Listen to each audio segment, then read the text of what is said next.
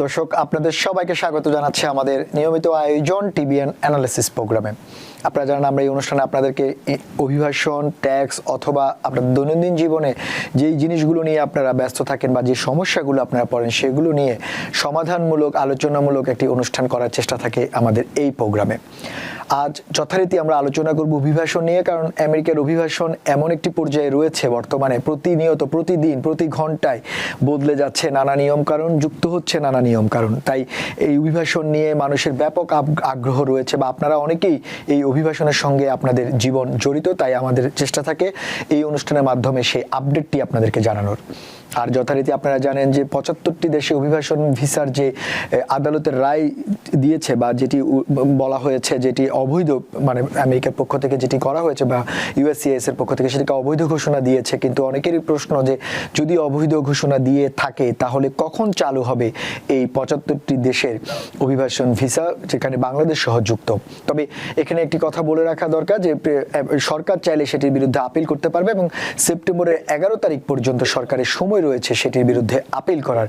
হয়তো ধারণা করা হচ্ছে সরকার সেটির বিরুদ্ধে আপিল করলেও করতে পারেন, সেটি নিয়েও আমরা কথা বলবো। এবং সেই সঙ্গে রয়েছে H1B ভিসা প্রত্যাশীদের জন্য দুঃসংবাদ। H1B ভিসা যারা আবেদন করবেন নতুন করে তাদের জন্য $103,000 মতো করে আবেদন ফি দিতে হবে নতুন করে। সেটি আবার যুক্ত হয়েছে, এটি আগেও ছিল, মাঝখানে আদালত সেটি বাতিল করেছেন এবং আবার সরকার সেটিকে নতুন করে নতুন আঙ্গিকে সেটি ঘোষণা করেছেন। সেই সঙ্গে আরেকটি দুঃসংবাদ, সেটি হচ্ছে নন ইমিগ্রান্ট ভিসা। ইউএসসিআইএস এবং সেক্রেটারি অফ ফরেন অ্যাফেয়ার্সের যিনি মার্কো রুবিও, উনি বলছেন প্রায় ২০০,০০০-এর মতো নন ইমিগ্রান্ট ভিসা তারা বাতিল করতে পারেন নানা কারণে। যারা প্রতারণা করেছেন বা যারা এই ভিসাটার যোগ্য নয়, বিশেষ করে যারা ভিজিট ভিসা বা অন্যান্য ভিসা ৫ বছরের মাল্টিপল ভিসা অনেকের আছে, তাদের ভিসা হয়তো বাতিল হওয়ার সম্ভাবনা আছে যদি তারা ঠিকমতো সব কিছু পূরণ করতে না পারেন। এবং কারা বাতিল হতে পারেন, কি জন্য বাতিল হতে পারেন, সেগুলো নিয়েও আমরা কথা বলবো। আর আপনারা চাইলে আমাদের সঙ্গে সরাসরি যোগ দিতে পারেন। আমাদের টেলিভিশন স্ক্রিনে যে নাম্বার রয়েছে সেই নাম্বারে ফোন করতে পারেন, অথবা আমাদের এই অনুষ্ঠানটি ফেসবুক পেজে লাইভ স্ট্রিমিং হচ্ছে, সেখানেও আপনারা আপনাদের মতামত দিতে পারেন। আর এইসব ব্যাপারে কথা বলতে আমাদের সঙ্গে অনলাইনে যুক্ত হচ্ছেন আপনাদের সবার প্রিয়, আমাদেরও প্রিয় এবং অভিজ্ঞ অ্যাটর্নি অশোক কে কর্মকার। দাদা, আপনাকে স্বাগত আমাদের অনুষ্ঠানে। ধন্যবাদ আপনাকে, দর্শক শ্রোতা সবাইকে ধন্যবাদ। যেটি হচ্ছে দাদা, আসলে অভিবাসনের তো অনেকগুলো জিনিস বললাম এবং এছাড়া আরো অনেক জিনিস রয়েছে আমাদের দর্শকদেরও জানার। এবং আপনি দীর্ঘদিন যাবৎ একজন অভিবাসন আইনজীবী হিসেবে বেশ সুনামের সঙ্গে কাজ করছেন এবং আপনার আপডেট আসলে অনেক বেশি গুরুত্বপূর্ণ, কারণ সামাজিক যোগাযোগ মাধ্যমে সবাই এখন আইনজীবী, সবাই নানা ধরনের পরামর্শ দিচ্ছেন, কিন্তু আপনারা যারা অ্যাটর্নি বা আপনারা যারা অভিজ্ঞ আইনজীবী, তাদের পরামর্শটাই হচ্ছে আসলে সলিড পরামর্শ, সেটি অনেকেই মনে করে না বা আমরাও মনে করে থাকি। তাই শুরুতেই আপনার কাছ থেকে জানতে চাইবো দাদা, এই ৭৫টি দেশের অভিবাসন ভিসার সেটি সর্বশেষ আপডেটটা কি, আর এছাড়া আপনার কাছে কোনো আপডেট আছে কিনা, তাহলে এরপরে আমরা অন্য বিষয়গুলো নিয়েও আলোচনা করব। ধন্যবাদ আপনাকে। আমরা জানি এই মুহূর্তে অনেকগুলো বিষয়ে কিন্তু নতুন কিছু আপডেট এসছে, যেগুলো অবশ্যই খুব আমি বলি স্বস্তি নয়, বরং আমরা অস্বস্তির কারণ হচ্ছে অনেকেই যেভাবে আমরা এতদিন ধরে ইমিগ্রেশনকে জানি সেভাবে হয়তো হচ্ছে না, এবং অনেকটা হয়তো না, অবশ্যই এটা খুব অমিনাস বলতে পারেন, শিওর না। তো ৭৫টা দেশের যে অভিবাসন যে প্রক্রিয়া বন্ধ রাখার যে সিদ্ধান্ত হয়েছিল, সেটা কোর্ট, একটা আদালত সেটাকে আপাতত আমি বলতে পারি যে এটাকে বলেছে যে এটা সংবিধান সম্মত নয়, কিন্তু এখানেই শেষ না। আর এটা অবশ্যই আপিল করা হবে আমার ধারণা, কারণ হলো বর্তমান প্রশাসন যেগুলোই যে কোনো ব্যাপারেই কোনো সিদ্ধান্ত নিলে সেটাকে তারা শেষ পর্যন্ত সুপ্রিম কোর্ট পর্যন্ত নিয়ে যাওয়ার একটা প্রক্রিয়া আমরা দেখতে পাই। মাঝখান থেকে যেটা বন্ধ হয়ে যাবে সেটা না। তবে এটুকু আমি বলতে পারি যে এই যে প্রক্রিয়া, যে বন্ধ করার প্রক্রিয়া, সেটাকে সামনাসামনি বলা যে ৭৫টা দেশে, সেটা আমার ধারণা যে সুপ্রিম কোর্ট পর্যন্ত যদি যায়, সেটাও সুপ্রিম কোর্ট এটাকে হয়তো এইভাবে সেটাকে বৈধ বলে ঘোষণা করবে না। কিন্তু মূল ঘটনাটা হলো যে বন্ধ রাখা, অভিবাসন প্রক্রিয়া বন্ধ রাখা যদি বলা যায়, সেটা বিভিন্নভাবেই কিন্তু করা যায় এবং সেটাই করা হচ্ছে। যেমন আপনি পাবলিক চার্জ যেটা আছে, যে প্রভিশন আছে, সেটা কিন্তু এখন কাজে মানে বিভিন্নভাবে এটাকে ব্যবহার করা হচ্ছে, যেটা এতদিন ছিল না এভাবেই। কিন্তু এখন পাবলিক চার্জ যে প্রেক্ষাপটে মূল ঘটনা ছিল কি 75 কান্ট্রি যারা যাদেরকে যে কারণটা দেখানো হয়েছিল যে এই দেশগুলো থেকে যারা এসছেন, যারা বিভিন্ন সময় এই দেশে অভিবাসী হিসেবে গ্রিন কার্ড পেয়েছেন এবং পরবর্তী সিটিজেন হয়েছেন, তাদের মধ্যে হারটা হলো যে পাবলিক চার্জগুলো, পাবলিক বেনিফিট নেওয়ার হার অনেক অনেক বেশি এরা ইন জেনারেল একটা ধারণা থেকেই কিন্তু সবাইকেই বন্ধ করা হয়েছে। সুতরাং আমি বলবো, আগেও বলেছি যে দিস ল ইজ ডিসক্রিমিনেটরি, যে যেসব দেশে থেকে আসে অনেক লোক পাবলিক চার্জ হয়ে থাকে, পাবলিক চার্জ গ্রহণ করে থাকে, পাবলিক বেনিফিট গ্রহণ করে থাকে, তার মানে এই নয় যে ওই দেশের সবাই এটা করে থাকে। তা যারা করে না বা যাদের করার সম্ভাবনা নেই তাদের তো ভিসা পাওয়ার অধিকার আছে, সেটা আইন অনুসারী। তো সেই জায়গাটাকে কিন্তু উপেক্ষিত হয়েছে যে এই জেনারেলাইজেশন, যেটা ওয়েস্টার্ন যে ভ্যালুজ, ইলিগাল যে এথিক্স, তাতে আমরা কোনো সব কিছু ইন্ডিভিজুয়ালাইজড, কোনো কালেকটিভ, কোনো যেমন ক্রাইম নেই, কালেকটিভ লায়াবিলিটি ওইভাবে নেই যদি না সেটা আইনের মধ্যে পড়ে। কাজেই এখানেও কিন্তু একটা দেখা যাবে একটা ওভার জেনারেলাইজেশন করা হয়েছে যে সবাই, যেমন যদি 75টা দেশের মধ্যে বাংলাদেশে পড়ে, তো এই থেকে বাংলাদেশ থেকে যারা এসছে তারা সবাই যে পাবলিক চার্জ পাবলিক বেনিফিট গ্রহণ করছে এটা কিন্তু সঠিক নয়। এখানে অনেক অনেক লোক আছে, সরকারি তথ্য অনুসারে এটা হতে পারে 50% যদি হয়, 50%, তার মানে আর বাকি 50% কোনো পাবলিক চার্জের মধ্যে পড়েনি। সেই পাবলিক চার্জের, যদি আমরা পাবলিক চার্জের কথাই বলি, তাহলে যারা কোনো পাবলিক বেনিফিট নেয়নি সেই 50%, তাদের কেন আপনি শাস্তি দেবেন, তাদেরকে কেন আলটিমেটলি কনসিকুয়েন্স পোহাতে হবে? সুতরাং এটা টোটালি আইনসম্মত হবে না আলটিমেটলি, আমি মনে করি। কিন্তু যেটা আমি বলে থাকি সেটা হলো যে পাবলিক চার্জ গ্রাউন্ড, বিভিন্ন গ্রাউন্ডগুলো আপনার দেখছেন, এরপরে বার্থ রাইট, বার্থ ট্যুরিজম বা বাতিল করা, সেগুলোতে কিন্তু আলটিমেটলি এফেক্টেড হবে। বার্থ ট্যুরিজমকেও যদি আপনি ব্যবহার করেন, যে আইনটা করা হচ্ছে বা যেটাকে আলটিমেটলি ব্যবহার, আইন বলবো না, যে ডিক্লারেশনটা এসছে, তার মাধ্যমেও কিন্তু আসলে অনেকের অভিবাসন প্রক্রিয়া কিন্তু ব্যাহত হবে, অনেকেই হতে পারবেন না। সুতরাং সেই দিক থেকে তারপরে নতুন করে হচ্ছে যে যাদের এই ভিজিট বিষয়গুলো, বিভিন্ন বিজনেস বিষয়গুলো বাতিল করা হচ্ছে। তো এর ফলে কিন্তু অনেকেই দেখবেন যে অভিবাসন, যে ultimately that will effect the immigration means immigrant visa process, সেটাই আমি বলতে চাচ্ছি। সুতরাং সেইগুলোকে আপনার খেয়াল রাখতে হবে। ধন্যবাদ। আচ্ছা, একটি জিনিস দাদা, আপনি পাবলিক চার্জের কথা বলছেন বারবারই, এবং আমেরিকা যে ইউএসএস প্রশাসনের পক্ষ থেকে এইটি বলা হচ্ছে। এখন প্রশ্নটা হচ্ছে, যারা ইমিগ্রেন্ট ভিসার জন্য অ্যাপ্লাই করেছেন তারা তো তার নিজ দেশে রয়েছেন, তার মানে যিনি তাদের জন্য আবেদন করেছেন তিনি কোনো পাবলিক চার্জ রিলেটেড সুযোগ সুবিধা নিয়েছেন কিনা বা নিচ্ছেন কিনা, সেটি কি বিবেচ্য বিষয়? মূলত যারা ইমিগ্রেন্ট হয়ে আসবেন, পাবলিক চার্জ হলো তাদের প্রশ্নটা হলো। এখন যিনি কিনা ইমিগ্রেন্ট হিসেবে যিনি এটাকে স্পন্সর করেছেন, সেখানেও লক্ষ্য করা হতে পারে। কিন্তু আলটিমেটলি কি হলো, যারা যেখানে আসবেন তাদেরটা হলো মূল, যে তারা আলটিমেটলি তাদের সম্ভাবনা কতখানি, এবং এর ফলে তাদের জন্য একটা পাবলিক চার্জের যে সম্ভাবনা যদি থাকে, এটা একটা টোটালিটি অফ দ্য সার্কামস্ট্যান্স বলা হচ্ছে। তার মানে আছে সমস্ত কিছু বিচার বিবেচনা করা হবে কেস বাই কেস বেসিস। তো এতে একটা জিনিস হলো, এটা কিন্তু নতুন কোনো কিছু নয়, এটা পুরনো ল। এটাকে এখন লটাকে মানে খুব স্ট্রিক্টলি ফলো করা হচ্ছে, অথবা এটাকে এমন একটা স্পিরিট ঢোকানো হচ্ছে যাতে বিরাট অংশে বাদ পড়বে। কিন্তু এই লটা কিন্তু ছিল পাবলিক চার্জের যে লটা, কিন্তু এটা কোনো নতুন কোনো মানে বর্তমান প্রশাসন কিন্তু নতুন কোনো ল নিয়ে আসছেন বা এটা সম্ভব না। আমরা যেটা জানি বর্তমান অবস্থার প্রেক্ষিতে কংগ্রেসের যে অবস্থান আছে তাতে কোনোভাবেই কোনো আইন ইমিগ্রেশনের কোনো ল চেঞ্জ করা হয়নি। তো পাবলিক চার্জ যেটা আমরা দেখছি সেটা হলো, যিনি আসবেন তার মূলত এদেশে পাবলিক বেনিফিট নেওয়ার যে সম্ভাবনা আছে সেটা থেকে। এখন এটাকে একটা জিনিস আমি কিন্তু বলি, অনেকেই হয়তো খেয়াল করেন শুধুমাত্র নেগেটিভ সাইডে দেখছেন, যে পাবলিক চার্জ হলো একজনের হলো, সুতরাং সে কীভাবে ওভারকাম করবে। তো এটা কিন্তু আগে এই পাবলিক চার্জের বন্ড যেটা না, যে বন্ডের ব্যবস্থা করা হচ্ছে, সেই বন্ড কিন্তু আমার কাছে মনে হচ্ছে কি অন্য একদিক থেকে যাদের পাওয়ার আগে সম্ভাবনা ছিল না, যাদেরকে ধরা হচ্ছিল যে পাবলিক চার্জ হতে পারে, এটাকে ওভারকাম করার কিন্তু কোনো সুযোগ ছিল না।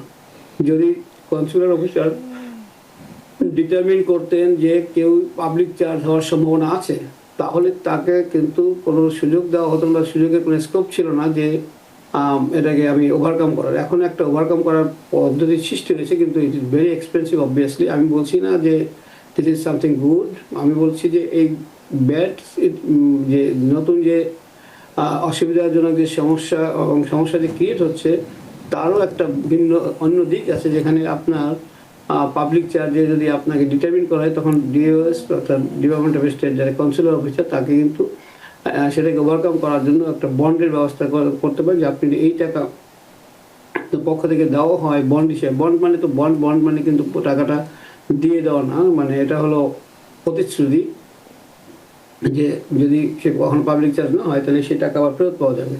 তো এই বন্ডটা দিতে হবে। বন্ডটা অবশ্যই অ্যামাউন্ট অনেক বেশি হতে পারে।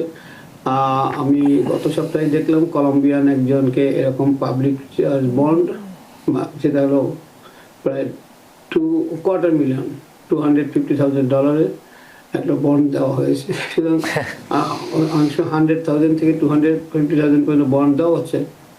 এক্সরবিটেন্ট অ্যামাউন্ট, এবং অবশ্যই এটা খুব বড় একটা, এবং এটা most likely maximum people will not be able to have it. কিন্তু অন্যদিকে দেখলে কোনো ক্ষেত্রে কারোর জন্য এটা হয়তো একটা সুবিধা হতে পারে, because that can overcome that situation.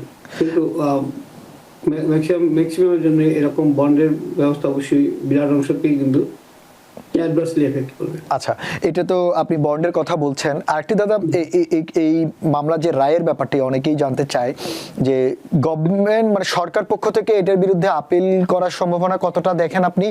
আরেকটা হচ্ছে যে এখন এর মাঝখানে কি কনসুলেট অফিস কি ভিসা ইস্যু করতে পারবে কিনা, নাকি এখনো পর্যন্ত চূড়ান্ত রায়ের জন্য অপেক্ষা করবে? ধন্যবাদ। প্রথমত হলো, আপনি গভর্নমেন্ট যেখানে, সরকার নিজেই যেখানে বাদী, সরকার সেই লুপহোলসগুলো সবসময় নিচ্ছে। কাজেই লুপহোলস হলো এখানে যে নিম্ন আদালত থেকে সেটাকে বলা হয় যেটা অসাংগঠনিক, তো সেটাকে তারা আপিল করবেন। আপিলের সময় যে উইন্ডোজটা পাওয়া যায়, মানে আদালতের যে পর্যবেক্ষণ বা রায়, সেখান থেকে আপিল করা যায় পরবর্তী সময় পর্যন্ত। এই সময় কিন্তু যদি আদালত বলে না থাকেন যে এই সময় তারা সময় পাবেন, তাহলে সেই সময়টাকে তারা ইউজ করতে পারে। কিন্তু অবশ্যই এটা পজিটিভলি ইউজ করার সম্ভাবনা খুবই কম। কাজেই আমার মনে হয় তারা ফাইনালিটি না হওয়া পর্যন্ত, কোনো ফাইনাল ডিসিশন না আসা পর্যন্ত হয়তো সেটাকে বন্ধই রাখবেন। এটাই আমার ধারণা। তাদের যে প্র্যাকটিস আমরা দেখছি, উদ্দেশ্যটা তো এ না, যদি মনে করেন যে প্রশাসন যদি এটা বিপক্ষে থাকতেন, যেটা পোস্টাইল, তার মামলাই হতো না, তাহলে প্রশ্ন হলো যে আমরা যেহেতু সুযোগ পেয়েছি, এইটুকু সময় আমরা ইউজ করবো এবং আমরা দিয়ে দেবো, কারণ হলো আদালত আমাদেরকে বলছেন। কিন্তু এই আমরা যারা দেখেছি যে বর্তমান প্রশাসনের মধ্যে কিন্তু তারা যেটা করছেন সেটাকে শেষ পর্যন্ত সুপ্রিম কোর্ট পর্যন্ত নিয়ে যাওয়ার একটা প্রবণতা রয়ে গেছে। কাজেই আমি ভেরি ডাউটফুল যে এটা নিয়ে মাঝখানে এই যে বন্ধ করার সাথে সাথে তারা ইস্যু করা শুরু করবে ইমিগ্রেন্ট বিষয়ে, আমি খুব একটা সেদিকে আমি আশা করি না। আমার আশঙ্কা করি যে হয়তো হবে না। আচ্ছা, সেটি তো একটি দিক গেল। দাদা, আরেকটি আপনি বন্ডের কথা বলছেন, এবং আপনি বললেন আপনাকে একজন ক্লায়েন্টের কথাও বললেন। এই বন্ডটা আসলে যে এত বড় অঙ্কের হিউজ অ্যামাউন্টের একটা বন্ড, আপনি যদিও বা বলছেন সেটি প্রতিশ্রুতি, কিন্তু এটি কিভাবে নির্ধারণ করবে? মানে যারা আসতে চায় তাদের আর্থিক সামর্থ্যের উপরে ডিপেন্ড করবে, নাকি মানে কিভাবে তারা এটি নির্ধারণ করে? বা যদি এই ভিসা চালু হয়, আপনি বললেন যে সেটা হয়তো বন্ডের কিছু ব্যাপার থাকতে পারে, তো সেটি কিভাবে নির্ধারণ করবে বা কিসের ক্রাইটেরিয়া তারা নির্ধারণ করছে? ধন্যবাদ। প্রথমে বলি, আমার ক্লায়েন্ট না, যিনি যে বন্ড 250,000 বন্ড যেটা হয়েছিল, আমি দেখেছি আমাদের কোনো এক কলিগের কলম্বিয়ান একটা ক্লায়েন্ট, তার জন্য দিয়েছে। আমার বাংলাদেশি ক্লায়েন্ট আমাদের মূল, অথবা অন্য যাদেরকে আমি রিপ্রেজেন্ট করি তাদের মধ্যে থেকে কাউকে এরকম এখনো কোনো বন্ডের প্রশ্ন আসেনি। প্রথমত হলো যে বন্ড যেটা করা হচ্ছে, এটা কীভাবে বন্ডটাকে নির্ধারণ করা হবে, এরকম কোনো ডিরেকশন, নির্দেশনা, কোনো কিছু ইনস্ট্রাকশন আমাদের কাছে নেই বা আমরা দেখিনি কখনো। সুতরাং যেটাকে ছেড়ে দেওয়া হচ্ছে মূলত কনসুলার অফিসারের সার্বিক বিচার বিবেচনার উপরে, এবং বলা যে তারা দেখবেন যে totality of the circumstance it's a very wide vague এবং ব্রড। ওয়াইড হলো যে কোন প্রেক্ষাপটে কনসুলার অফিসার এবং কাকে কত টাকার জন্য কত হাজার ডলারের জন্য এটাকে বলবেন, এবং সে কারণে কেন এটা তার জন্য ওই বিশেষ ইমিগ্রেন্ট প্রসপেক্টিভ ইমিগ্রেন্টের জন্য প্রযোজ্য, এই জটিল অঙ্কর জন্য কোনো রকম কোনো পাবলিকলি কোনো ইনস্ট্রাকশন আমরা দেখি না এখনো। এটা ছেড়ে দেওয়া হয়েছে আসলে ডিসক্রিপশন যাকে আমরা বলি, এবং তার যিনি কনসুলার অফিসার তার বিবেচনার উপরে যে কীভাবে উনি দেখবেন যে এটাকে কীভাবে অঙ্কটা নির্ধারণ করলে তাদের অবস্থান থেকে যে এটা সঠিক হয়, এবং যার জন্য আমেরিকান পাবলিকের কোনো টাকা যেন কোনো অর্থ যেন তাদের পিছনে ব্যয় না হয়। সুতরাং এটা খুবই এখনও প্রাথমিক পর্যায়ে, অবশ্যই আমরা এখনো জানি না এটা কীভাবে হবে। তবে অ্যামাউন্ট যেটা আসছে, যেটা আমরা শুনতে পাচ্ছি, সেটা খুব এক্সরবিটেন্ট, রাইট? অতিমাত্রা। তো এটাকে আমরা বলতে পারি প্রোহিবিটিভ, রাইট? যে আলটিমেটলি আপনার একটা কিছু দেওয়া এবং সেটাকে নিয়ে নেওয়া, যেটা ক্লব্যাক সিচুয়েশন ক্রিয়েট করা হয়েছে। সুতরাং এটা অবশ্যই পুরো ইমিগ্রেশনকেই প্রভাবিত করবে, ইমিগ্রেশনের যে ধারণাগুলো। এর পিছনে একটা পলিটিক্স অবশ্যই আছে, কিন্তু সেটা আমরা নাই বেড়ে গেলাম। আমরা এই মুহূর্তে শুধু লিগাল এই জায়গাটাই আমরা দেখি। সেটা হলো যে এটা খুব মানে সহজভাবে হচ্ছে না, প্রক্রিয়াটা জটিল প্রক্রিয়া হচ্ছে। আচ্ছা, এটি তো গেল আপনি ইমিগ্রেশন ভিসার কথা বললেন। তার মধ্যে আমরা আরেকটা সংবাদ আপনি হয়তো খেয়াল করেছেন, H1B ভিসার ওয়ার্কারদের, বিশেষ করে যারা আমাদের আমেরিকাতে স্টুডেন্ট ভিসাতে যারা আসেন, তারা ওপিটি নেন, পরবর্তীতে H1Bতে কনভার্ট করার চেষ্টা করেন। সেটি তো কি এর আগে $1,00,000 ছিল, $100,000, সেটি আদালতে স্থগিত পড়ে এখন আবার নতুন করে $103,000 আবার এক্সিকিউটিভ অর্ডারের মতো করে আবার ঘোষণা দিয়েছে প্রশাসন। মানে বুঝাই যাচ্ছে প্রশাসন পিছপা হচ্ছে না, তারা যে কোনোভাবেই হোক বারবার এই অভিবাসনের এই ব্যাপারগুলোকে সংকুচিত করার যত রকমের টুলস আছে সবগুলো ব্যবহার করছে। তো সেক্ষেত্রে H1B ভিসার ক্ষেত্রে এই যে নতুন করে যে প্রায় $1,00,000 উপরে ফি নির্ধারণ করা, এতে করে যারা ছাত্রছাত্রী রয়েছেন তাদের আসলে কেমন ইম্প্যাক্ট হবে, এবং এটা যদি কার্যকর হয় তাহলে তো আরো একটা বড় কমিউনিটি এবার খুব সমস্যা পড়তে পারে। আপনি কি মনে করছেন? নিডলেস টু সে, এটা মনে করার জন্য আপনার অ্যাটর্নি হওয়ার দরকার নেই। যে কোনো কেউ বুঝছেন যে একজন এন্ট্রি লেভেল একজন চাকরি যিনি চাচ্ছেন এন্ট্রি লেভেলের একটা পজিশনের জন্য, কোন কোম্পানি তার জন্য $1,00,000 মানে অন্যান্য খরচ বাদে শুধু $1,00,000 সরকারি ফি দিতে রাজি হবেন? প্রথমত হলো অনেক কোম্পানি আছে এবং অনেক বেশি ট্যালেন্টেড আপনার এমপ্লয়ি আছে যাদের জন্য কোনো সময় $1,00,000 $5,00,000 কোনো কোম্পানি খরচ করতে পারে। But that is exceptionally brilliant people, exceptionally যারা কিনা প্রুভেন যে কোয়ালিফাইড, এবং তাদের জন্য অলরেডি ওই কোম্পানিগুলো করবে। এরকম হাতে গোনা কিছু লোক হতে পারে। কিন্তু ইন জেনারেল যে H1B যাতে প্রায় 65,000 পিপল প্রত্যেক বছর আসতো, এই তাদের জন্য এন্ট্রি লেভেলের যে পজিশনগুলোর জন্য এতগুলো টাকা কতগুলো কোম্পানি দিতে রাজি থাকবে? এবং কিছু যারা ফরচুন 500 যে কোম্পানিগুলো আছে তারাও এরকম টাকা ইনভেস্ট করার জন্য কোনো করার মতো আমি ইনসেন্টিভ তাদের আমি দেখি না। সুতরাং আমি বলাই বাহুল্য যে এই যে পরিমাণটা যে ডলার যে পরিমাণ নির্ধারণ করেছে $103,000, তাই এটা হলো প্রভাবিটিভ। আলটিমেটলি যাতে কিনা মানে এই সংখ্যা ড্রাস্টিকলি কমে যাবে 65,000 থেকে। আমি আই নট বি সারপ্রাইজড যদি দেখি মাত্র কয়েকশোতে এসছে এক বছরে। সুতরাং এটার ইম্প্যাক্টটা একবারেই মানে খুবই অ্যাডভার্স হবে সবার ক্ষেত্রেই। যারা কিনা পড়াশোনা করে বেরোচ্ছিল, যাদের আশা ছিল যে আমরা দেশে পড়াশোনা করেছি, একটা চাকরি পাবো, ট্যালেন্টেড তাদের ক্ষেত্রে অবশ্যই ট্যালেন্টেড, কিন্তু সেই ট্যালেন্টেড তো এতগুলো টাকা, এতগুলো অর্থ, এতগুলো ডলার ইনভেস্ট করার মতো কোম্পানিদের জন্য এটা মোটো ইনসেন্টিভ না, এটা ডিসেন্স ইনসেন্টিভ মোস্টলি। সুতরাং এটা অনেকেরই মনোবল ভাঙবে, আমেরিকাতে আসার জন্য যে আগ্রহ মানুষের কমে যাবে। এর ফলে কিন্তু আমার ধারণা পিছিয়ে পড়বে আমেরিকা। কারণ এই ট্যালেন্টগুলো যারা কিনা আমেরিকায় চাকরি করতো তারা কিন্তু এদের পিছনে কিন্তু আমেরিকার কোনো খরচ করতে হয়নি। তারা তাদের নিজের দেশে আমরা যে ধারণাগুলো ছিল যে ব্রেইন ড্রেন, এটাই তো ছিল ব্রেইন ড্রেন, রাইট? আমেরিকা পৃথিবীর বিভিন্ন দেশ থেকে ভালো মানে ব্রেইন গুলোকে নিয়ে আসতো, তারা তাদেরকে একটা ভালো স্যালারির জন্য আমেরিকা আসতো সবাই, একটা ভালো জীবনের জন্য আসতো সবাই, এবং তারা এসে কন্ট্রিবিউট করতো। H1B আজকে ইলন মাস্ক পৃথিবীর প্রথম ট্রিলিয়নের, উনি H1B-তে এসেছিলেন। এটাকে অ্যাটাক করার পিছনে কারণ আমি কিন্তু বুঝে উঠছি না, এটা খুব প্যাট্রিয়টিক কিনা তাও আমার সন্দেহ। কাজে আমরা এইসব ট্যালেন্টেড লোকগুলোকে পাচ্ছিলাম যাদের পিছনে আমাদের কোনো খরচই নেই।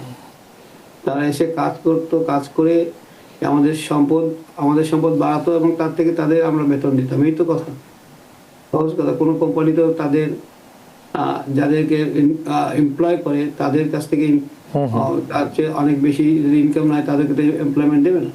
এবং এই লোকগুলো যাদের এই ট্যালেন্ট ইসের ক্ষেত্রে আমাদের কোনো অবদান নেই, তাদের নিজের দেশে করার পর আমাদের দেশে শুধুমাত্র আমরা তাদেরকে একটা স্যালারি দিয়ে নিয়ে আসতাম, তো সেটা থেকে আমরা বঞ্চিত হচ্ছি। সেটা আমার কাছে মনে হচ্ছে যে ঠিক ততখানি প্যাট্রিয়টিক না যতখানি মনে হয় অ্যাপারেন্টলি।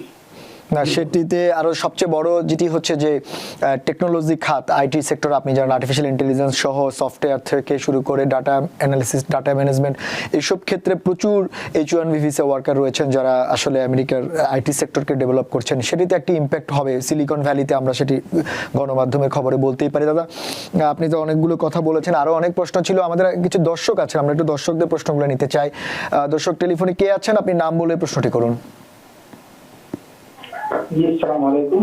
হ্যাঁ, ওয়ালাইকুম আসসালাম, শুনতে পাচ্ছি, বলুন আপনি।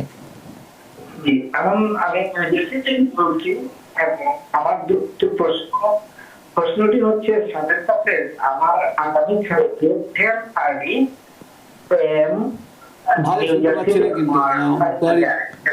যদি আপনি একটু ভালো দর্শক, যদি বলতে পারেন তাহলে। আপনি লাউড স্পিকারে কথা না বলে আপনি ফোনটি কানে নিয়ে কথা বলুন, আমরা আপনার কথা শুনতে। আমি সামনে নিয়ে কথা বলছি। আচ্ছা আচ্ছা, ঠিক আছে, এখন বলুন, আপনার শুনতে পাচ্ছি এখন। আচ্ছা, আমার কেস আমার গান খাওয়া ছিল, দেন তাদের মর্নিং বলতে যাচ্ছি করতে আমার অ্যাটর্নি নিউ হয়েছে। সো প্রশ্নটা হচ্ছে এর মাইনে ভ্যারি আগে দেখাচ্ছিল যে ইন্টারনেটে, আর আজকে আমি একটু আগে দেখতেছি এটা ইন পার্সন। মানে আমার অ্যাটর্নি ইন পার্সন, তো আমি বের করতে পারছি, চেষ্টা করছি আমার অ্যাটর্নির সাথে। আমার নাম বলতে আগ্রহী না। আচ্ছা, তো এখন আমার কি হতে পারে? আমি তো কাউকে জানতো আমি অ্যাটর্নি অফিসে, দুইটা তো ইন পার্সন, আমার অ্যাটর্নি জানে যে এখন। আচ্ছা, তারপরে আমি কিন্তু ভালো করে বুঝতে পারিনি, আমি সরি। আচ্ছা, আমি যতটুকু যেটি হচ্ছে উনি বলতে চাচ্ছে ওনার হিয়ারিং রয়েছে, ফাইনাল হিয়ারিং, সেটি বোধহয় সম্ভবত অনলাইনে ছিল, কিন্তু উনি হঠাৎ করে দেখতে পাচ্ছেন সেটা ইন পার্সন হিয়ারিং হয়ে গেছে। এখন ওনার অ্যাটর্নিও রয়েছে, কিন্তু এখন উনি কি অ্যাটর্নি অফিসে যাবেন নাকি হিয়ারিং এর ওখানে যাবেন, উনি এটা নিয়ে একটু কনফিউজড আছেন।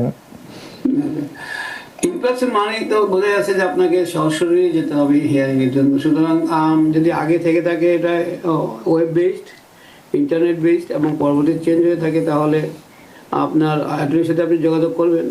হয়তো উনি কোর্টকে যদি কনভিন্স করতে পারেন যে এটা ওয়েব বেসে করার জন্য, হয়তো ওয়েব বেস আবারও করে দিতে পারে। তবে ইনপার্সন মানেই হলো আপনাকে সরাসরি যেতে হবে, তখন অ্যাটর্নি অফিসে যাওয়ার কথা না, তখন তো আপনাকে কোর্টেই যেতে হবে। তো অবশ্যই যদি খুব বেশি কাছাকাছি হয় তাহলে খুব সম্ভাবনা কম যে এটাকে করার জন্য মানে চেঞ্জ করার, বাট না চেষ্টা করার কোনো বিকল্প নেই। আচ্ছা, তার মানে ওনাকে হিয়ারিং এ উপস্থিত থাকতেই হবে, এটি হচ্ছে কথা। আর একটা হচ্ছে দাদা, ইদানিং একটা শব্দ শোনা যাচ্ছে মেগা মাস্টার হিয়ারিং, যে এরকম অনেকেই সমস্যায় পড়ছেন যে হঠাৎ করে হিয়ারিং ডেট এগিয়ে নেওয়া হচ্ছে বা একদিনে অনেকজন লোকের একসাথে হিয়ারিং হচ্ছে। সেক্ষেত্রে আপনারা যারা অ্যাটর্নি আছেন, আপনারা কিভাবে আপনাদের ক্লায়েন্টকে এই অ্যাডজাস্টমেন্ট গুলো করেন, মানে একসাথে এতগুলো হিয়ারিং এর ম্যানেজমেন্ট? ওকে, এটা আমাদের দুর্দশার একটা কথা। মেগা মাস্টার মানে হলো কোনো একজন আপনার বিচারক, ইমিগ্রেশন জাজ, তার কাছে অনেকগুলো হিয়ারিং একসাথে থাকে এবং উনি সেগুলোকে ডিস্ট্রিবিউট করেন যে কিভাবে কোনটা কখন হিয়ারিং দেবেন সেটাকে। এটা হলো মেগা শব্দ দিয়ে অর্থটা বোঝা যায় অনেকগুলো একসাথে হচ্ছে। সাধারণত মাস্টার হিয়ারিং একদিনে এতগুলো হয় না, কিন্তু অনেক সময় দেখা 40 সে কদিন আগেও আমি ছিলাম সেখানে মেগা মাস্টার জাজ বললেন আজকে আমাদের মেগা মাস্টার। সুতরাং আলটিমেটলি মাস্টার অথবা মেগা মাস্টারের মধ্যে কোনো পার্থক্য কোনো কিছু নাই। সেটাতে কারণ হলো মাস্টার হিয়ারিং হচ্ছে আপনাকে পরবর্তী মাস্টার হিয়ারিংয়ে হলো ফাইনাল হিয়ারিংয়ের জন্য একটা কেস রেডি আছে কিনা সেটা করা, সেটাকে দেখার জন্য যে সমস্ত কিছু যেসব প্রিলিমিনারি যেসব ফাইলিংস থাকা দরকার, যেগুলো প্রিলিমিনারিজ থেকে শুরু করে সেগুলো সব আছে কিনা। যদি দেখা যায় যে সব কিছু ঠিক আছে তাহলে this case is ready for trial. প্রবলেমটা হলো যে আমরা এখন অনেকেই জানি, আমার ধারণা যে কারো জানতে এখন আর বাকি নেই, যে মাস্টার হিয়ারিংটাই কি অনেক সময় ফাইনাল হিয়ারিংয়ের মতো নিয়ে নেওয়া হচ্ছে।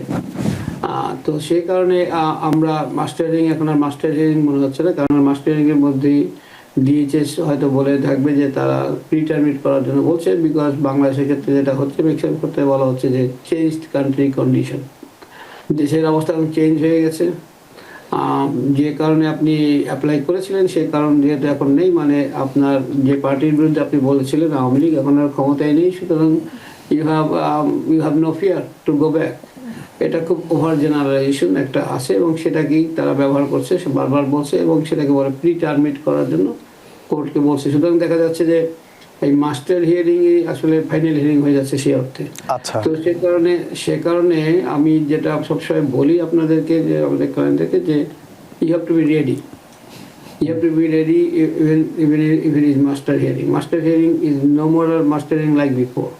এটা টোটালি এমন একটা অবস্থায় চলে যাচ্ছে যেখানে চলে গেছে যেখানে মাস্টার হিয়ারিং হতে পারে আপনার ফাইনাল হিয়ারিং এর সময়।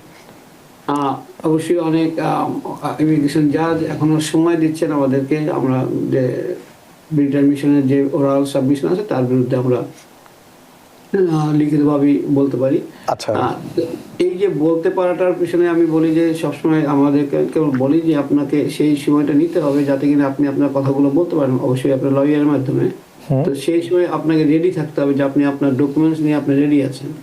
তো ডকুমেন্ট নিয়ে রেডি থাকাটা হলো জরুরি। তার কারণ হলো প্রিটারমিশন অন্যতম শর্ত কারণ হলো যে আপনার কেসটা রেডি নেই, আপনার কেসটা ঠিক মতো নেই, দেশের অবস্থা চেঞ্জ হয়ে গেছে, অথবা আপনি এতদিন পর্যন্ত ডকুমেন্ট আপনি দেননি। আপনি মনে করেছেন যে আপনি পুরনো ধারায় চিন্তা করেছেন যে আমার যখন ফাইনাল হিয়ারিং এর ডেট পড়বে তখন আমি গিয়ে ডকুমেন্টগুলো কালেক্ট করবো, তারপর আমি ডকুমেন্ট জমা দেবো, আমার সময় আছে ডকুমেন্ট জমা দেওয়া।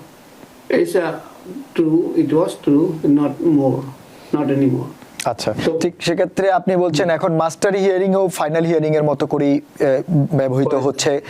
আপনি একটা রাজনৈতিক কথাও বলেছেন, আমরা সেটা নিয়েও কথা বলবো, কারণ এখানে এইরকম অনেকেই ভুক্তভোগী রয়েছেন, প্রি টার্মিনেশনের সংখ্যায়ও অনেকে আছেন, সেটা নিয়ে কথা বলবো। দাদা, আমাদের আরো অনেক দর্শক আমাদের টেলিফোনে আছেন এবং অনলাইনেও আছেন, আমরা একটু দর্শকদের ফোনগুলো নিতে চাই।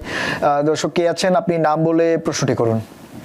জি, একটু আগে প্রশ্ন আছে তো আমার একটু ভুল হয়ে গেছে, আমি নাই ভালোভাবে একটু বলতে। আমি এটা বলতে জানতে চাচ্ছি যে আমি যদি ফাইনাল হ্যাঁ কিন্তু আমি অ্যাটর্নির অফিসে যাবো, আমার প্রশ্নই আছে না আমি ফেডারেল কোর্টে যাব, তো কি আমার অ্যাটর্নি চেঞ্জ করতে পারবে বা মানে কি হতে পারে একটা সম্ভাবনা কি? আচ্ছা, আপনার হিয়ারিং কখন, আপনার কদিন বাকি আছে? আর তো কালকে হিয়ারিং হলে একদিনের মধ্যে তো চেঞ্জ করা যায় কিনা সেটি আপনি চিন্তা করুন। আমি একটু আমাদের অ্যাটর্নি মহোদয় দাদা যদি একটু বলতেন। ওকে, কালকে যদি হয়তো অলরেডি কালকে হয়ে গেছে, আজকে তো অলরেডি মানে it's like nothing can be done, it's too late. Nothing can be done. So তার মানে ওনাকে হিয়ারিং এর যেভাবে উল্লেখ করা আছে ওভাবেই অংশ নিতে হবে। আচ্ছা, আমাদের আরো একজন দর্শক আছেন, কে আছেন দর্শক, নাম বলে প্রশ্নটি করুন। আসসালামু আলাইকুম। হ্যাঁ, ওয়ালাইকুম আসসালাম, শুনতে পাচ্ছি, বলুন আপনি। আমার নাম বেরিয়া হোসেন। জি, আমি এই বছর ট্যাক্স করছিলাম ক্যাশ টাকা, তো আমাকে ওভার 560 টাকা কাটা কথা ছিল, কিন্তু এর টাকা কাটা নেই, আমাকে টাকা ব্যাংক দিতে 360 টাকা, কিন্তু এখন তো আমার এক্সপোর্টের টাকাটা কাটা দেয়, সেজন্য আমার কোনো সমস্যা হবে কিনা? আচ্ছা, আমাকে টাকা ব্যাক দিচ্ছি, কিন্তু টাকা অ্যাকাউন্টের টাকাটা আমি এক্সপোর্টের যে টাকাটা। আচ্ছা, সেটাতে আপনার কোনো সমস্যা হবে কিনা? যদি আমাকে একটু আচ্ছা, সেটাই মূলত হচ্ছে সিপিএ দের প্রশ্ন। তারপর আপনি যেহেতু করেছেন দাদা, শুনেছেন আপনি নিশ্চয়ই ওনার ট্যাক্স ফাইলের টাকা না কেটে উল্টো ওনাকে ব্যাক করেছে। ট্যাক্স ফাইলের ব্যাপারে আমি কিছু হ্যাঁ, সেটি দর্শক আপনি প্রশ্ন করেছেন, তবে আপনি আমার মনে হয় আপনি আপনার যে সিপিএর মাধ্যমে ট্যাক্স ফাইলটি করেছেন, আপনি ওনার সঙ্গে যোগাযোগ করলে সুবিধা হবে যে আসলে কি ঘটনা ঘটেছে। দাদা, আমাদের অনলাইনে অনেকেই প্রশ্ন করেছেন ফেসবুকে। শামীম আহমেদ নামে একজন বলছেন, after AOS application from visit visa to family immigrant visa, what will be the next status during processing time? Is it appropriate status? Okay, আমি একটু আবার একটু বলেন যদি, আমি একটু ভালো করে বোঝার চেষ্টা করছি। আবার আচ্ছা, উনি বলছেন উনি AOS অ্যাপ্লিকেশন থেকে ভিজিট ভিসাতে যে ওনার ফ্যামিলি ইমিগ্রেন্ট ভিসাতে কনভার্ট হচ্ছে, এই বিটুইন দ্য টাইম যে স্ট্যাটাসটা ওনার রয়েছে সেটিকে অ্যাপ্রোপ্রিয়েট কিনা?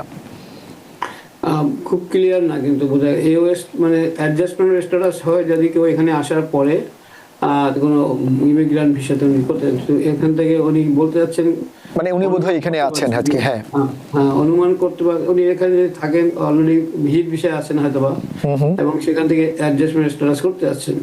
তো প্রবলেমটা কোথায় এখানে? আচ্ছা, আরেকজন হচ্ছে উদ্দিন মোহাম্মদ তুহিন, উনি বলছেন ভিসা কখন ইস্যু হবে? আমরা সেটার উত্তর দিয়েছি, ভিসা আসলে কখন ইস্যু হবে কেউ বলা যায় না, এবং সরকার আপিল করতে পারে এমন সম্ভাবনা আছে। আচ্ছা, আরেকজন বলছেন দেওয়ান মালিক, উনি বলছেন রাজনৈতিক আশ্রয়ের মাধ্যমে গ্রিন কার্ড পাওয়া ব্যক্তিদের ক্ষেত্রে সিটিজেনশিপ পরীক্ষার ক্ষেত্রে কি পাবলিক চার্জ বিষয়টি প্রযোজ্য হবে? না, পাবলিক চার্জের প্রশ্ন যখন আপনি সিটিজেন হওয়ার সময় পাবলিক চার্জের কোনো প্রশ্ন নেই। প্রশ্নটা হলো পাবলিক চার্জের প্রশ্নটাই থাকে হলো কি আপনি যখন গ্রিন কার্ডের জন্য অ্যাপ্লিকেশন করছেন সেই সময়। আচ্ছা, আরেকটা হচ্ছে সুলভ সেন, উনি বলছেন পূর্বে ইমিগ্রেশন জজ দ্বারা 2025 সালে ইন্ডিভিজুয়াল হিয়ারিং সম্পূর্ণ করে, কিন্তু ডিসিশন দেওয়ার আগেই তিনি ফায়ার্ড হন, মানে জজ বাতিল হয়ে যান, নতুন জজ নিয়োগ হয়, তিনি আবার নতুন করে মাস্টার হিয়ারিং দেন। নতুন জজ ডিসিশন কি মাস্টার হিয়ারিং এর দিন দিবেন নাকি পরবর্তীতে আবার ডেট দিবেন? ওকে, ভেরি গুড কোশ্চেন। এটা হলো প্র্যাকটিক্যাল কোশ্চেন। সবচেয়ে বড় ঘটনা হলো 2025 এবং 2026-এর মধ্যে কোনো পার্থক্য আছে কিনা, মানে পরিস্থিতি যা যেটা করতে পারেন, অনেকগুলোই করতে পারেন। সাধারণত ইন্ডিভিজুয়াল হিয়ারিংয়ের যদি আপনার পুরোপুরি হিয়ারিং হয়ে যে থাকে, ইউজুয়ালি যারা যেটা করেন সেটাকে রেকর্ড শুনে তার একটা মতামত দেন, বা আগের যিনি যে কথা বলে গেছিলেন যারা বলেন যে আমি ইন ফেভার আমি যেতে চাই, সুতরাং পরবর্তী যা বাধ্য নয় যে উনি যে আগের যা মনে করেছিলেন সেটা করতে, কিন্তু ইউজুয়ালি তারা সেটাকে রেসপেক্ট করেন। তো পরিবর্তিত পরিস্থিতি যদি হয়, কোনো কারণ যদি হয়, তখন মাস্টার হিয়ারিং মানি হলো যে আবার জিনিসটাকে নতুন করে শুনতেও পারেন যে আমি প্রথম থেকে শুনতে চাই, অথবা রেকর্ড হারিয়ে গেছে। এরকম অনেক সময় হয়েছে যে ইমিগ্রেশন যিনি ছিলেন তিনি হয়তো রেকর্ড পুশ করেননি, বা রেকর্ড কোনো কারণে এটা রেকর্ড হয়নি। সুতরাং মেনি থিংস। সুতরাং আপনার যদি একবার হিয়ারিং ইন্ডিভিজুয়াল হিয়ারিংয়ের দিন ইন্ডিভিজুয়াল হিয়ারিং না হয়ে থাকে এবং পরবর্তী মাস্টার হিয়ারিং পড়ার পিছনে অনেকগুলো কারণ থাকতে পারে। তো এক্সাক্ট কী কারণ সেটা আপনি অবশ্যই আমাকে এখানে বলতে পারবেন না, তবে আপনার লয়ারের সাথে কথা বলে বুঝতে পারবেন যে কারণটা মোটামুটি বোঝা যেতে পারে। যিনি জাজ ফায়ার্ড হয়েছেন তিনি কোন অবস্থাতে মানে ছিল তখন, তার ভিত্তিতে হয়তো পরবর্তী যে ইমিগ্রেশন জাজ সিদ্ধান্ত নেবেন। ধন্যবাদ। আচ্ছা, আরেকজন হচ্ছে ফারহানা রহমান সুমা, উনি জানতে চেয়েছেন ওনার প্যারেন্টসের ইন্টারভিউ হয়েছে ফেব্রুয়ারি 20 তারিখে, সব ঠিক আছে বলেছে, উনি কি ভিসা পাবেন? Okay, that is a good question. I am sorry যে এটা আমরা কোনো অ্যান্সার দেওয়া কোনো মুশকিল। আপনার এতক্ষণ যারা শুনেছেন বা আগেও পরে যারা সবসময় শুনে থাকেন, যে uncertainty is there always. Visa পাওয়ার ক্ষেত্রে শুধুমাত্র যে সমস্ত কাগজপত্র আপনার ডকুমেন্টারিলি আপনি যে এলিজিবল হলেই যে হবে তা না, তারপরেও তাকে একটার পর একটা বাধা আছে। প্রথম বাধা যদি আমরা অতিক্রম করি যে 75টা দেশের উপর থেকে যে ভিসা রেস্ট্রিকশন উঠে যদি যায় যেটা পুরোপুরি, তাহলে একটা গেল। দ্বিতীয় হলো যে যিনি আসতে চান উনি পাবলিক চার্জের মধ্যে পড়বেন কিনা। তো সেটাকে পার যদি হন, তারপর যদি বন্ড দেয়, যে বন্ড দিতে পারবেন কিনা। সুতরাং জাস্ট লটস অফ, অথবা আপনাকে যদি দেখা হয় যে কোনো সময় যারা আসতে চাচ্ছেন তাদের কোনো সময় কোনোভাবেই মানে ইমিগ্রেশনের কোনো সুবিধা নিয়েছিলেন কেন, যেমন বার্থ রাইট যেটা আমরা এখন দেখছি, রাইট, বার্থ ট্যুরিজম যে আইনটা করা হচ্ছে, যদি এরকম দেখা যায় যে সে কোনো এক সময় যিনি অ্যাপ্লাই করছেন তিনি এখানে উনি যখন এসেছিলেন তখন তার সেই সন্তান এবং উনি এখন সিটিজেন হয়ে তার জন্য অ্যাপ্লাই করছেন মায়ের জন্য, তো সেই আমি এখানে বলছি যে যখন আপনি জিজ্ঞেস করেন পাবো কিনা, আমি বলি এতগুলো ফ্যাক্টর জড়িত, এর মধ্যে কোনটা আপনার জন্য প্রযোজ্য বলা মুশকিল, তবে এতগুলো জানা থাকলে আপনি নিজেই জানবেন যে সম্ভাবনা কতখানি আছে। আচ্ছা আচ্ছা দাদা, আরেকজন দর্শক জানতে চেয়েছেন, হাসান, যে একসাথে যদি অনেক মানে আপনার কয়েকজন মানে হিয়ারিং একই দিন হয়, সেক্ষেত্রে আপনারা যারা অ্যাটর্নিরা আছেন আপনারা কিভাবে সেটি ম্যানেজ করেন? গুড, আপনি আমাদের পক্ষে কথা বলছেন।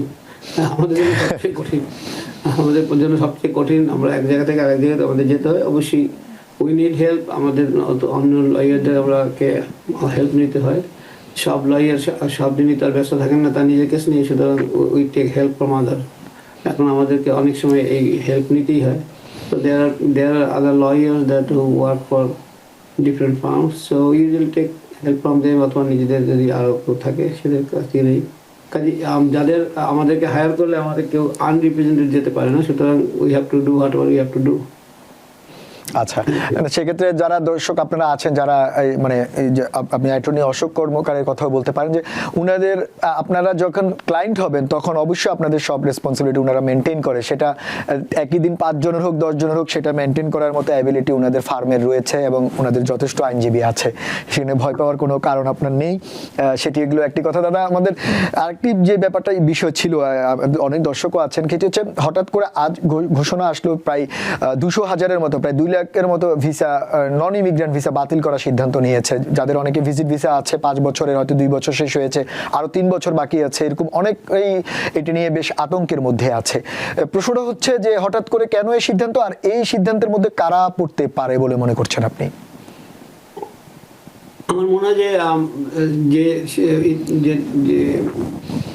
ইনস্ট্রাকশন যেটা এসছে তার মধ্যে অনেকটাই ক্লিয়ার করা আছে যে এই প্রায় 2 লক্ষের মতো যাতে বাতিল করা, অনেককে কিন্তু হয়েছে বাংলাদেশের প্রেক্ষাপটে। আমি বলতে পারি I know many people that who R here, এবং তার যারা এসছে বিভিন্ন সময় তারা এখন অ্যাসাইলাম করেছেন, অনেকেরই ভিসা কিন্তু রিভোক করা হয়েছে। সুতরাং এটা কিন্তু অনেক দিন ধরেই চলছে, এটা কিন্তু ঠিক আজকেই হয়েছে এমন কিন্তু না। এটা একটা রিপোর্ট এসছে যে সরকার এটা করেছে, কোর্ট করা শুরু করেছে, অনেক দিন থেকে করা শুরু করেছে, এবং অনেক লোকের ভিসা অলরেডি বাতিলও করেছে।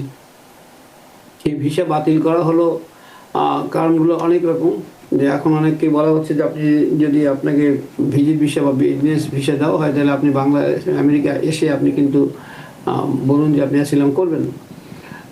সরকার যেটা বর্তমান প্রশাসন যেটা দেখছে যে অ্যাসিলামকে একটা সবচেয়ে বড় লুপহোল হিসেবে দেখছে, যে এটাকে সবচেয়ে বেশি অ্যাবিউজ করা হয়েছে তাদের ধারণা অনুসারে। এটা যদি সঠিক হয় যে অনেক অ্যাবিউজ হয়েছে, কিন্তু এর মানে এই না যে হোলসেল বন্ধ করে দেওয়ার কোনো মানে নেই, কারণ মানুষ নিগৃহীত নিজের দেশ খুব কম লোকই ছাড়ে যারা কিনা নিগৃহীত না হয়, তাদের মানুষ শেষ পর্যন্ত নিজের দেশে থাকার চেষ্টা করে। তার সাথে অবশ্যই অ্যাবিউজ কোনো একটা সিস্টেমে ফুল প্রুফ নেই যেখানে তার কিছু অ্যাবিউজ হয়নি, কিন্তু সেই অ্যাবিউজটাকে মানে আমি বলি এক্সকিউজ হিসেবে নিয়ে পুরো সিস্টেমটাকে বাদ দেওয়ার যে পরিকল্পনা সেটাও আবার কোনো রকমভাবে মানে বাস্তবসম্মত নয় এবং সমর্থনযোগ্য নয়। তো এই যে 2 লক্ষের উপরে বা ভিসা বাতিল করা হবে, বাতিল করার পিছনে কিন্তু অনেকগুলো কারণ সরকার থেকে দেখানো হচ্ছে, যেমন বার্ড ট্যুরিজম, এখন যারা বলা হচ্ছে বার্ড ট্যুরিজম শব্দটা কিন্তু ব্যবহার করা হয়েছে। বার্ড ট্যুরিজম আগে খুব বেশি মানে আনঅফিসিয়াল ল্যাঙ্গুয়েজ ছিল, এটা অফিসিয়াল ল্যাঙ্গুয়েজ হিসেবে বার্ড ট্যুরিজম। সেই বার্ড ট্যুরিজমে যারা এসছেন এখন রেট্রোস্পেক্টিভ এফেক্ট দেওয়ার চেষ্টা হচ্ছে বা হয়ে যাবে। সেটা হলো যদি কেউ অলরেডি এটাকে এই সুবিধা নিয়ে থাকেন তাহলে ডিটারমিন করেন যে আপনি বার্ড ট্যুরিজমের সাথে যুক্ত যারা যে ব্যক্তি, অথবা যদি কোনো সংস্থাও থাকে, অনেক সময় সরকার বলছেন, বর্তমান প্রশাসন বলছেন যে এরকম অনেক সংস্থা রয়ে গেছে যারা কিনা এই বার্ড ট্যুরিজমটাকে প্রমোট করছে, এনাবল করছে, সুতরাং তাদের বিরুদ্ধে ব্যবস্থা নেওয়া হবে। সুতরাং অবশ্যই সেটা একটা ভিন্ন জিনিস। কিন্তু অনেকেই এসছেন এদেশে এসে যারা এই বার্থ ট্যুরিজমের তাদের কোট অ্যান্ড কোট যে থিওরি তার মধ্যে পড়বেন, তাদেরকে কিন্তু পরবর্তীতে যদি আপনি ইমিগ্রেন্ট ভিসার জন্য আপনি যোগ্য হন, তাহলে আপনার কিন্তু ইমিগ্রেন্ট ভিসা বাদ দিতে পারে। তাকে আপনাকে ভিসা বাতিল থেকে শুরু করে যদি আপনি ভিসার জন্য অ্যাপ্লাই করেন, নন ইমিগ্রেন্ট ভিসার জন্য অ্যাপ্লাই করেন, নন ইমিগ্রেন্ট ভিসা আপনাকে ডিনাই করতে পারে। তারপরে এখানে যদি আপনি চলেই আসেন, তারপর এন্ট্রিতে বাধা দেওয়া হতে পারে, অথবা যদি এখানে অলরেডি থেকে থাকেন তাহলে আপনার ভিসা বাতিল করে আপনাকে পাঠিয়ে দেওয়া হতে পারে। আচ্ছা, এইগুলো সহ যদি আপনি ইমিগ্রেন্ট ভিসার জন্য আপনি অ্যাপ্লিকেশন করেন অথবা অন্য কোনো ভিসার জন্য অ্যাপ্লিকেশন করলেন, তখন কিন্তু সেই বার্থ ট্যুরিজমের quote and quote birth tourism যে শব্দগুলো বন্ধ ব্যবহার করা হচ্ছে, সেই বার্থ ট্যুরিজমের জন্য কিন্তু আপনাকে পরবর্তী যে কোন ইমিগ্রেশনের বেনিফিট আপনি পেতে বঞ্চিত হতে পারেন। That is the implication. এটাকে তাৎক্ষণিকভাবে হয়তো মনে হতে পারে যে এটা খুব মানে অত কিছু না, কিন্তু এটা কিন্তু ইম্প্যাক্ট এবং সুদূর প্রসারী, ভেরি ফার রিচিং ইম্প্যাক্ট। কিন্তু তার মানে দাঁড়াচ্ছে তাদের ডিটারমিন্ড হয় যে কোনো ব্যক্তি বার্থ ট্যুরিজমের সাথে যুক্ত, তাহলে শুধুমাত্র যে ওই জায়গাতেই সীমাবদ্ধ থাকবে তা না, কিন্তু এটা কিন্তু পরবর্তী যে কোনোভাবেই কিন্তু এটাকে সবগুলো থেকে বঞ্চিত হতে পারেন বা আচ্ছা, হতে পারে। তোমরা অনেকগুলো কারণ এখানে জড়িত আছে, যদিও বা তারা সবগুলো কারণ তো জনগণের পাবলিকের সামনে ডিসক্লোজ করেনি, সেটি অবশ্যই একটা বিষয়। দাদা, আমাদের সময় একেবারে শেষ পর্যায়ে, আমাদের একজন দর্শক আছেন টেলিফোন, আমরা শুধু টেলিফোনটা একটু নেই। দর্শক কে আছেন, আপনি নাম বলে সংক্ষেপে প্রশ্নটি করুন। জি, আসসালামু আলাইকুম। আমার নাম সাবিনা, আমি ব্রোকল্যান্ড থেকে বলতেছি। বলুন। তো আমার কোশ্চেনটা হচ্ছে যে আমার হাজবেন্ডের ইমিগ্রেশন বন্ডের ব্যাপারে। তো 2011-এ আমেরিকাতে ছিল, তো মেক্সিকোতে ওকে ছোট হয় আর কি, পরে ওকে বন্ড দিয়ে খাওয়ানো হয়। এখন ও তো এখন চেষ্টা আছে, ও রুল করে, মানে আমি ইউএস সিটিজেন, কেন আমি I-1 সার্টিফাই করার পরে ওর গ্রিন কার্ড হয়। তো এখন আমরা প্যারাডাইস প্লাজা কন্ট্যাক্ট করি ওর বন্ডটা রিফান্ডের জন্য। এখন ওরা বলতেছে যে ওনাকে 19 যিনি অবলিগর তার সাথে কন্ট্যাক্ট করতে চাইছিল, তো ওর সাথে কন্ট্যাক্ট করতে পারে না। এখন বন্ডের মানিগুলো নাকি গভর্নমেন্ট ফান্ডে চলে গেছে।